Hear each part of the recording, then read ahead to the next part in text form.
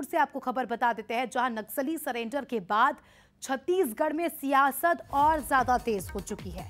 पूर्व सीएम भूपेश बघेल ने सरकार पर निशाना साधा और कहा कि हमने नक्सल उन्मूलन की नींव रखी थी।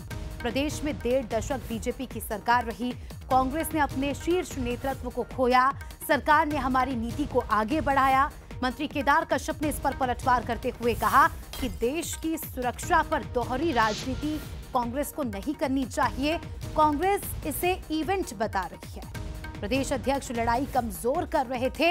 शुक्रवार को 210 नक्सलियों ने जो सरेंडर किया, उसके बाद देखिए छत्तीसगढ़ में सियासत का पारा भी हाई हो गया। तो ये देखिए, ये तस्वीरें सरेंडर के दौरान की है। 210 नक्सलियों का सरेंडर अब तक का सबसे बड़ा सरेंडर माना जा रहा था, जिस पर अब सियासत शुरू हो चुकी है। लेकिन ये सियासत क्यों हो रही है? क्या छत्तीसगढ़ में राजनीतिक दल ये नहीं चाहते कि छत्तीसगढ़ नक्सल मुक्त हो? क्या कांग्रेस को ये बात समझ नहीं आ रही? अनंत शर्मा हमारे सहयोगी इस खबर पर लाइव जुड़ चुके हैं, उनसे जानकारी लेंगे। अनंत, दूसरे मुद्दों पर राजनीति होती तो समझ भी आता, लेकिन नक्सलियों के सरेंडर पर इस तरह की बयानबाजी क्यों?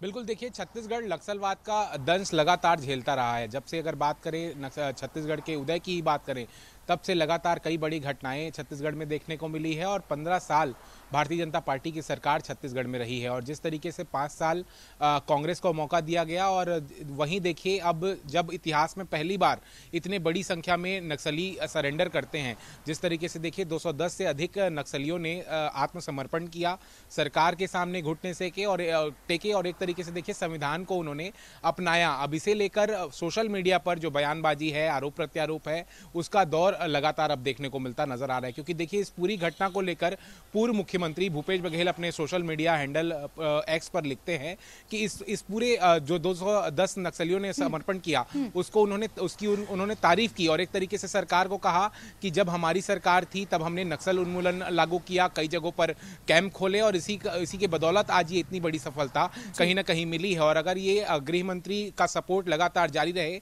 तो आगे नक्सलवाद को खत्म करने पर और भी बढ़ावा मिलता नजर आएगा। तो एक तरीके से उन्होंने तंज भी कसा और अपने दौरान किए गए जितने कार्य थे उसको भी बताया। लेकिन वहीं देखिए केदार कश्यप ने पलटवार किया और झीरम घाटी का जिक्र भूपेश बघेल ने किया था अपने सोशल मीडिया में। तो झीरम घाटी को लेकर केदार कश्यप कहते हैं कि किस झीरम घाटी की आप बात कर रहे हैं, और जिस तरीके से अगर आप सर्वा जुलूम का साथ देते हैं तो आज ये होती रहेगी। लेकिन छत्तीसगढ़ को नक्सलवाद से मुक्त करना मकसद होना चाहिए कोई भी पार्टी का, और जब इस तरह से सरेंडर होता है तो उसका स्वागत करना चाहिए, ना कि बयानबाजी। शुक्रिया आपका जुड़ने के लिए और जानकारी के लिए।